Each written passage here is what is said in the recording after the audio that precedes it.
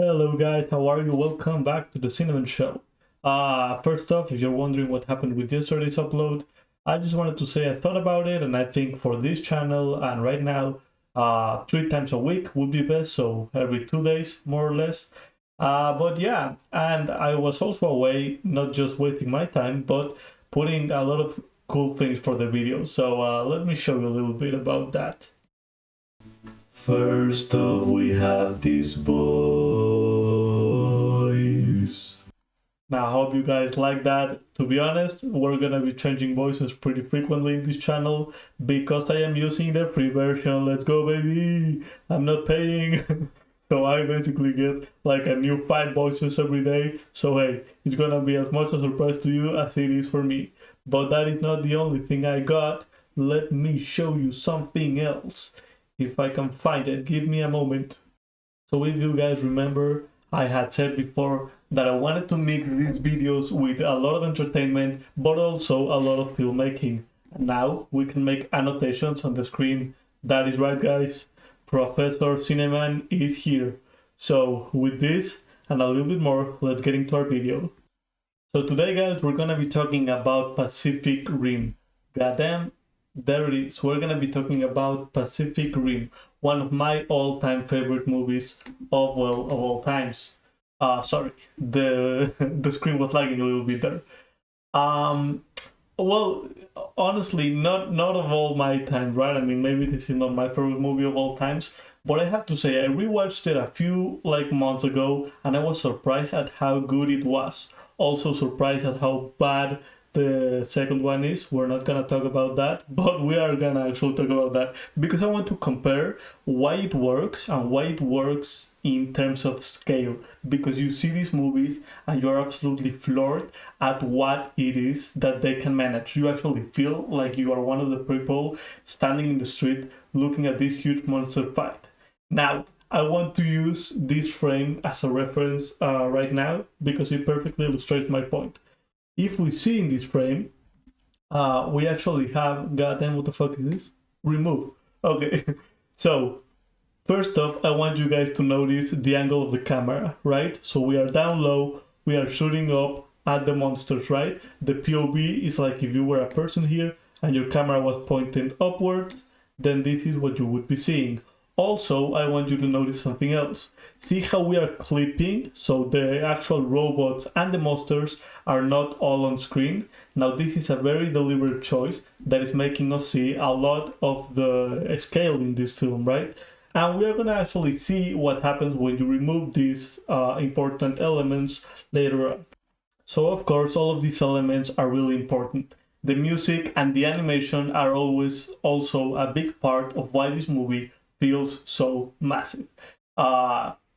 We are gonna be looking at that in a moment, but I want you to take a look first at the model of the kaijus, and I want you to take a look at the model of the Jaegers. In this case, Gypsy Danger. What we are seeing is not only the fact that they have a lot of scale, but the fact of their movements. They are heavy as they move. They stomp through the city and they leave wreckage everywhere they go. So let's take a look at this, right? Absolutely beautiful scene, but you can notice how it is that they move so heavy and we are seeing the destruction as they walk, right? So let's get straight into it. As he's going, we can actually go and see here, for example, right? Damn, I don't know why this keeps appearing. But it moves slowly, right? Notice how he charges up the punches, even as they move, it's not smooth. It is a deliberate step after another. We have some destruction here in the foreground, which really helps sell the illusion of a massive scale. If you think about it, this makes a lot of sense. If these robots exist in real life, they wouldn't move with that much ease, right? Now as we go, I want you to pay some special attention to some of the details in particular. For example, I want you to look at how our Jaegers are actually moving. Again, take a lot of detail to what is the angle of our film, right? I mean, right now, we are not at eye level, we are actually down here. God damn it, we're actually down here, right? So we are at a, civilian's eye line right here. We are not looking up at them, we're actually the ones looking down. Let me see this. So yeah, We are obviously, sorry, I wanted to say we are looking at them, right? This is the camera, the angle is obviously upwards, and right again, it's clipping. We don't get to see the whole robot. This is all part of it. Especially also, let's keep going with the scene. I wanted you to take a look at the whole sense of scale that we get. Why do we get it? We get it because we have a point of reference. Now all the cars in the street, all of the buildings, even this amazing boat over here, let me pause it in a better one. We are getting a huge sense of scale right here, right? So if we pause here, we can absolutely go and see that, I don't know what that keeps appearing on screen. We have the cars over here, obviously. We have these buildings, so we have a good sense of scale. And then obviously we have our main focal point, which in this case is the kaiju itself, right? Now let's contrast all of these points with the sequel of Pacific Rim to see why it didn't work. Because if you actually think about it, if you have a wide space with absolutely nothing else around, you don't actually have a good sense of perspective. Now let's take a look at some shots from the second Pacific Rim. What is it that we notice? Goddamn. Well, first off, what we are noticing is the angle of the camera. We are looking straight ahead at them. So we are not on the, we are not with the camera tilting up, rather we are looking straight ahead. We are on their same eye line. This is the eye line of the camera, this is where we are, that is where the kaijus are. First big trouble. If we compare with the other scene, we can see right here what a huge difference it makes. In this we feel small, we feel part of the city, we get a lot of interesting background actually that we get to draw upon right here. So we get some cars, we get a lot of really good perspective because we got a street light, more cars, buildings, and especially we are looking at the Jaegers, up at them, not the other way around. Hey yo, what the fuck? What was I wrong here? Never mind. And coming back to this one, we can immediately see there's a lot less perspective for us to actually play with.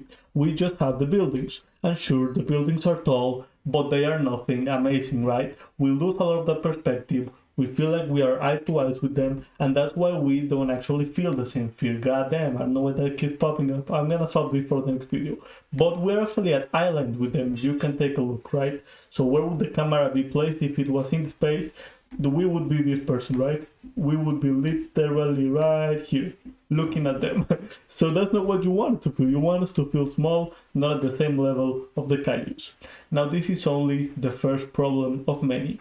Remember when I talked about the whole animation and how the movements felt really heavy, and that also gave us a sense of how massive these machines were, how it was taking a lot of energy for the pilots to move and to maneuver these machines around? Well, forget about that because we don't have anything of that in the second entry. As you're going to see now, they're gonna come into the atmosphere, right? Really cool shot, but I want you to notice how they move. I want you to notice the ease of their movement. What the? Yo, okay. God damn. What the fuck is that shit? So even though they think they're going for more spectacle, we're actually not getting that at all. Look at this of movement. We are traversing half a city, and even when his swords are going through buildings, notice how they cut like it was butter. It turns them nothing to cut through buildings, so we don't actually feel it. God damn, what the... I don't know what I'm even doing. Okay. Notice how we just cut through buildings like it's nothing, right? I don't know why I paused it here. Let me continue. There is no sense of scale. If we see, for example, this is actually a nice shot from the filmmakers because we have what we were talking about. We have a sense of scale, god damn it, we have a sense of scale, we have the lights here of the city, we have some cars. This is by all means a good shot. However, I would argue that this shot is kind of ruined because the animation is not supporting it. The animation, these robots, they feel like they weigh 20 kilos at most. They do not have the presence that the others had. Now again, let's take a look at this, a lot of perspective. Even the rain helps us see how massive these creatures are, because we have a sense of scale. And I want you to take a look at this scene right here, and let's pause. What a beautiful scene. Now, the reason why I like this scene so much is because of something that we talked about in our last video, which is the fact that we need ebbs and flows, highs and lows, and this is what makes Pacific Rim so good. They understand it. Even in the middle of combat, they understand that they need to have some sort of contrast. Now, let's explain it this way, right? So if we have a bunch of dinosaurs fighting all the times with giant robots, we're not gonna feel anything. The filmmakers know this, and when we're talking about perspective, they are willing to go a step further. Let's take just a quick look at this, right? So aside from being a really good gag, we're fighting, we're in the city, the lights, everything is huge, we get a punch, boom, it goes through the building, right? So we already have a bunch of really cool simulations, so destruction simulations. We have the fist against a normal plain looking office, so we get that sense of perspective we were talking about, and more so than that, we get an amazing gag at the end, also giving us a better sense of the perspective, right?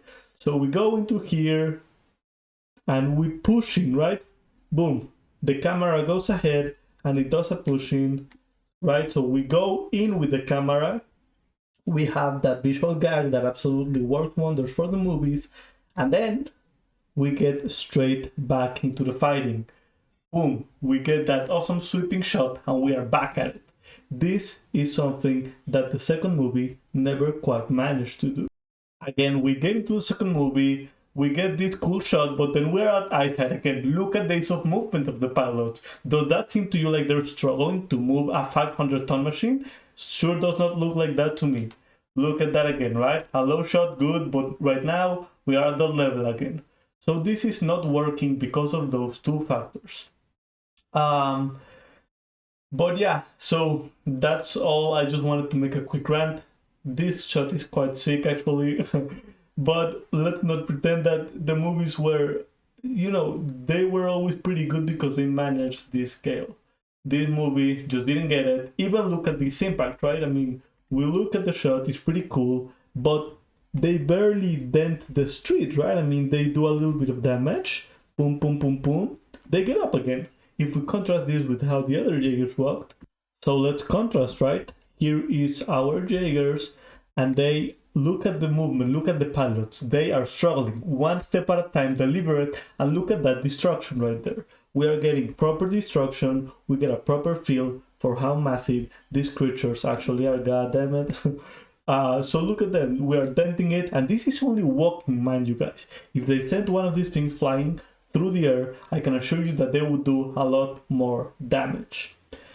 Anyways guys, this is it for today. I hope you guys liked it. I hope you guys found the video interesting and entertaining.